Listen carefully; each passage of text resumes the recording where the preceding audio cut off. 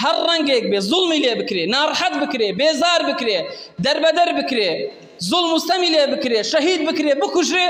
تۆ ئەبێ لە دڵی خۆتە، لە لای خۆتە، لە ماڵی خۆتە، لە زاتی خۆتە، لە ناخی خۆتە، لە خودی خۆتە لایەنی کەم بۆی غەمبار بی، لایەنی کەم بۆی ناڕەحەت بی، لایەنی کەمترینی ئیمان و لاوەسترینی ئیمان دوعایەکی خەیری بۆ بکەی. چونکە پێغەمبەری خوا صلی الله عليه وسلم لە فەرمایشتێکی متفق عليه پێشەوەیان بخاری و مسلم و إمام أحمد وغيروانش لنعمان كري بشير بوما نهينن أما لفظ إمام مسلمة رسول الله فرميتي صلى الله عليه وسلم المسلمون كرجل واحد وفي رواية المؤمنون كرجل واحد. رسول الله فرمي صلى الله عليه وسلم مسلمانان وإيمان داران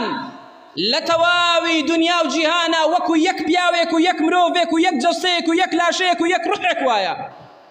إن اشتكى عينه اشتكى كله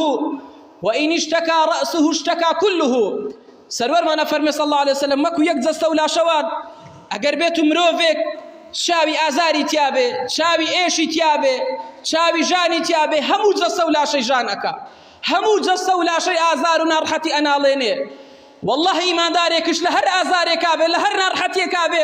تو أبي هزبم آزار بم نارحتي بكي لمالك إخوتا. وفرمي اگر بيتو سري آزاري تيابي سري پجارو ايشي تيابي خوي لناكوي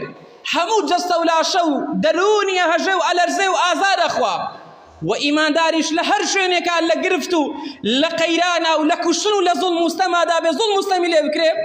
تو أبي هزبم آزار وبم نارحت يبكي. وأمتي إسلاميش